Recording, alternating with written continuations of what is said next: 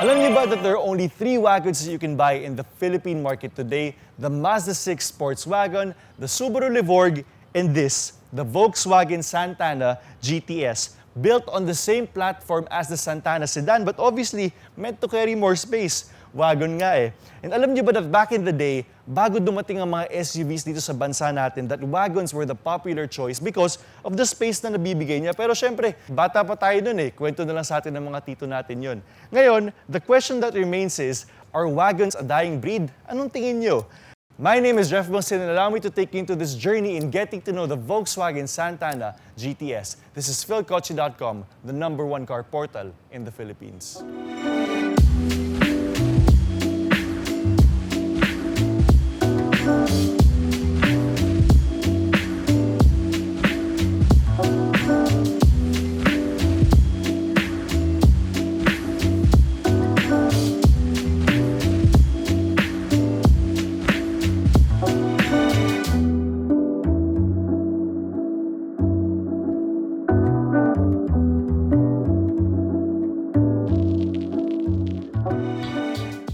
Now let's start with the front face of the Santana GTS. Of course, the front is exactly the same as the Santana sedan. They're basically the same car. Aside from that, you get very classic Volkswagen European lines in the very front.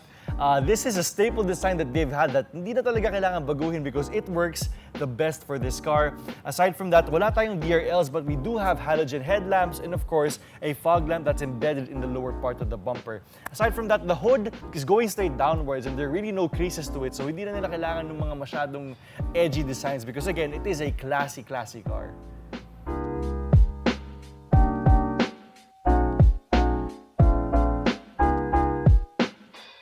The Santana GTS is powered by a 1.5-liter MPI naturally aspirated gasoline engine that makes 108 horsepower and 150 Newton meters of torque. It doesn't sound like a lot. Actually, parang kapower lang niya yung Vios pero halos magsing laki at magsing gaan lang naman sila. Their transmission is a 6-speed torque converter automatic. And as for fuel consumption, average lang ang nakukuha natin sa traffic in the city at 7.6 kilometers per liter. And as for the highway, we are getting a whopping 20.1 kilometers per liter. Sulit na sulit, di ba? As for the wheel and tire setup of the Santana GTS, we are getting really classy 15-inch alloy wheels, same as the character that it gives out from the very front. And as for tires, we have Enasave, Enasave, kayo na bahala. But we are getting 185/60 R15, so maraming readily available tire sizes for this. And as for braking system, the Santana GTS gets disc brakes in the very front and drum brakes in the very back. As for the side of the Santana GTS, kung mapapansin nyo, we have a character line that goes all the way from the front to the very back. So isa siyang diretsong linya. Aside from that, we get a roof rail that's on the way from the front to the very back. So kung kailangan mo maglagay ng extra cargo space, then this would be the perfect area for you. Aside from that, kung napapansin nyo, wala tayong signal light indicator sa fender, but they're actually on the side mirror themselves. Ngayon, a lot of people may debate, is it a hatchback? Is it a wagon? But because actually of this D pillar right here, it actually is a wagon. Pero kung pinahaba ng onti ni Volkswagen to, hindi na natin iisipin kung na medyo may pagka-hatchback siya. Now, kung napapansin nyo, naalala nyo ba ng mga bata tayo, merong mga cartoons?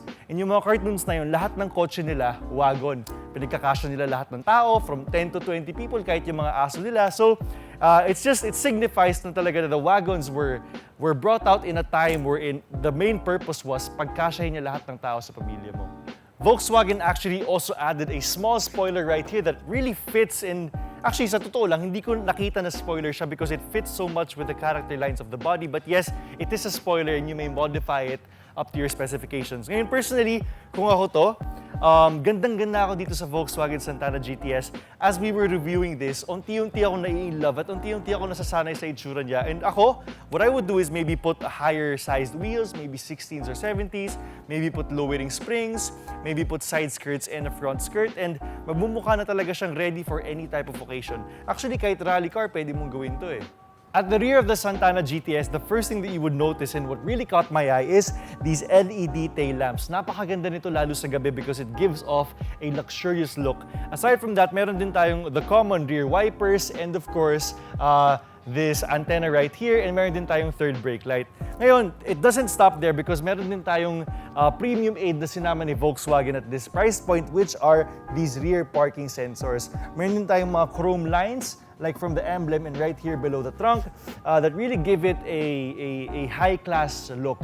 Meron din tayong rear reflectors on the very lower part of it, and meron tayong black sort of cladding right here in the rear bumper of the Santana GTS. So, kung napapansin nyo, wala siya masyadong borloloy, hindi siya masyadong complicated. It's really simple and it really seems low maintenance. Talagang classic ang dating nito. So as for cargo space of the Santana GTS, you would get everything that you would expect from a wagon. Sabi nga nila, di ba, ito yung SUV of its time. So pag nag-road trip kayo, kasya siguro kahit 1, 2, 3, kahit 4 na maleto na magkakapatong dito. And even with the rear seats na nakataas, you would get actually about 373 liters of cargo space. Hindi lang yon, but this is a removable tonneau. So pag tinanggal mo to, you can even put more stuff sa taas niya, like surfboards or even other appliances. So that's not even the best part of the wagon. The best part is the rear seats actually fold down, and when it folds down, you get a whopping 1,250 plus liters of cargo space. So just imagine all the space that you could put into this car. Kahit siguro dalhin mo yung buong 4 na aso ng family mo, you would be able to do so while driving comfortably.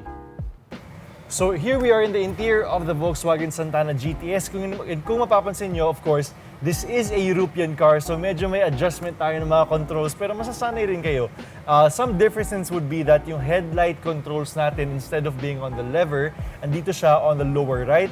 Aside from that, meron din tayong mga iilan features na hindi common sa Japanese car, but again, masasanay naman kayo.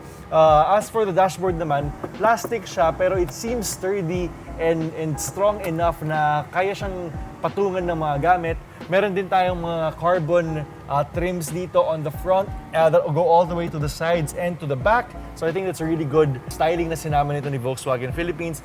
We also have a red accent that goes all the way from the front of the dashboard. It goes all the way from the right aircon control to the very left. So very minimal touch lang to, pero it really brings out the beauty of this dashboard.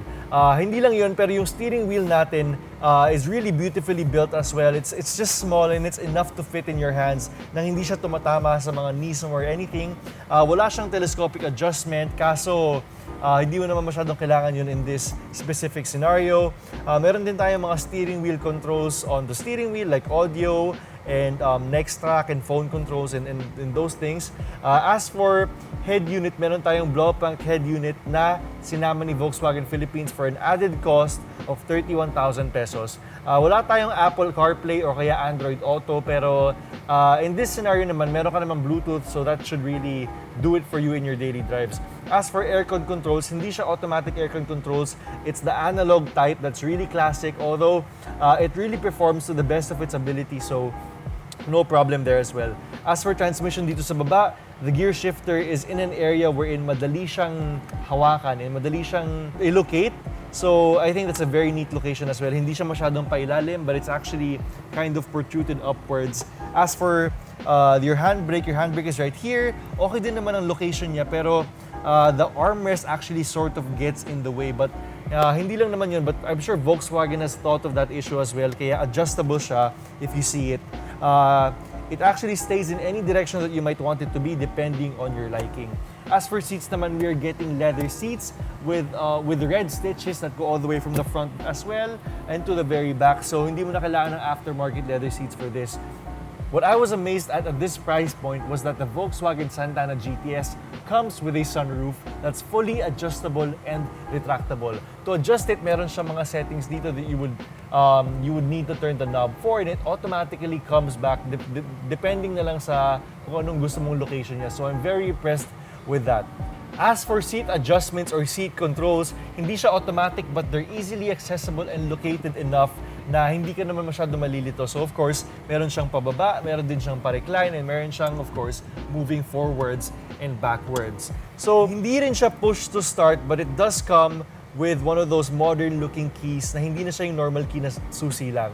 Now what I like about this car as well is, yes, it's a base variant or isang variant lang siya, but it comes with a start or stop function that you would use the best for in traffic. Meaning, kunyari, nasa traffic ka, at hindi mo naman kailangan mag-idle ng matagal, the RPM of the car or the engine actually dies down while keeping the electronics open to save or give you the most gas consumption. So, sabihin natin nasa EDSA ka ng isang oras, merong occasional time areas there wherein the engine would die out, and talagang sulit siya for the price that it's being offered for.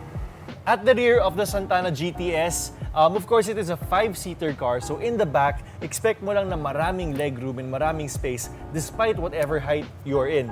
Ang wala lang dito is wala siyang armrest, but that's okay because that's expected at this price point. We also have light controls here at the top. So kung meron kayong mga kailangan hanapin at night, wala namang problema yon. One thing that I did notice was walang rear aircon vents dito sa rear ng Santana GTS. However, okay lang naman because the front aircon blowers are strong enough na umaabot siya dito, surprisingly.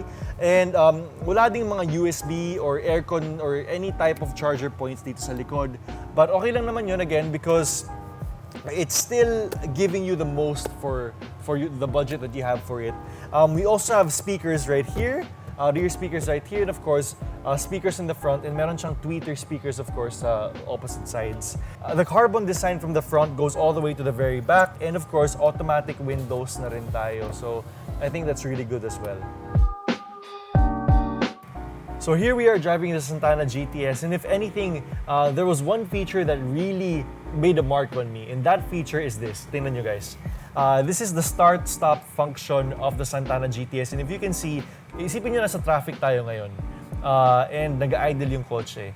The Santana GTS actually has a feature wherein namamatay yung engine niya, and it keeps everything else open, the aircon and all the electronics, and it saves you more gas in the long run. So once you put it into gas, the car automatically starts. So that's really one thing to look forward for. Now, the other thing I also noticed with this car is that napaka-light ng steering niya. I think this is already an electric power steering system, so kahit daliri lang gamitin mo, talagang maliligo mo yung kotse. So, really good quality in terms of the steering system there. Brakes are also really precise. Pag tinapakan mo siya, titigil din siya agad-agad, pero hindi siya yung pagtigil na parang gumuguho na lahat. Hindi siya ganun. Once you step on the brakes, the car actually stops really smoothly, and mafe-feel mo talaga yung braking power niya sa harap at sa likod. So we're finally driving the Santana GTS outside, and yun nga, nakailang ikot na kami, and if anything, it really is a testament to European quality. You know, European cars are known for their silent interiors, they're known for their over-engineered cars, and it really shows Kasi again, kanina pa kami nagmamaneho, napakaingay sa labas, ang daming bus, ang daming tricycle, ang daming motorcycle, and yet the cabin is silent. The cabin makes you feel secure, and the cabin makes you feel safe. So it's really a testament to European quality. So if anything, dun pa rin para sa akin aangat ang European over Japanese cars is that they're really made with great quality. One of the things that you would notice and is a testament to European quality is its suspension. Actually, we're running through a lot of bumps and holes right now in the road, and honestly, hindi mo siya masyadong mararamdaman despite it being a wagon in this case. So, ang galing ng suspension ng Volkswagen na inilagay nila dito. But again, that's European quality at its best.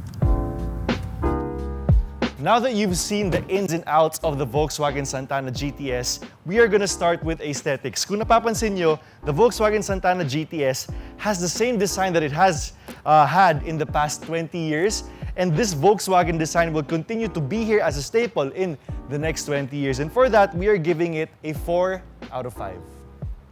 So for performance, the Volkswagen Santana GTS is nimble and easy to move around. The power is just balanced with its weight. And aside from that, for a daily driver, it's more than what you would expect. And for that, we are giving it a 4 out of 5. So for practicality, this of course is a wagon, so ang dami mong pwedeng lagay na gamit just behind the rear seats. Aside from that, it's a 5-seater. And do you guys realize na back in the day, this used to be the SUV of its time. So kung wala kayong nakita mga SUVs, puro wagons ang nakaikot sa ating bansa. So for that, we are giving it a 5 out of 5. So for value for money, the Volkswagen Santana GTS of course gives you premium European Volkswagen quality that's really been known all over the world. And aside from that, Volkswagen to for the price that you're given, you're getting a really solid vehicle. And aside from that, this is also the cheapest available and affordable local wagon that's available in the market today. So for that, we are giving the GTS a 4 out of 5. So for our Philkotse score, the Volkswagen Santana GTS gets a well-deserved 4.5 out of 5. The Santana GTS is practical, napakasarap i-drive, and of course, kung gusto mo ng alternative from SUVs but you want to retain the huge cargo space, then ito na ang kotse para sa'yo. Siguro alam nyo na ngayon kung bakit sikat na sikat ang mga wagon dati, and I really appreciate them a lot more now. And kudos of course to Volkswagen because they really kept the tradition of producing these wagons, and I'm sure they're gonna do it forwards into the future. Now at 998,000 pesos without the blow-paint head unit, I really think that this car gives most of the value for its money. My name is Reph Bangsil and thank you for joining us in this full review of the Volkswagen Santana GTS. Don't forget to hit like and subscribe to get the latest news and videos from Philkotse.com, the #1 car portal in the Philippines. And guys, please subscribe kasi as of this moment, we are probably at 90,000 subscribers. 10,000 subscribers na lang at nasa 100,000 subscribers na tayo. And definitely pag umabot tayo doon, meron kaming surprise para sa inyo. We'll see you guys next time. Thanks for watching. Don't forget to subscribe to Philkotse, the country's #1 online car portal.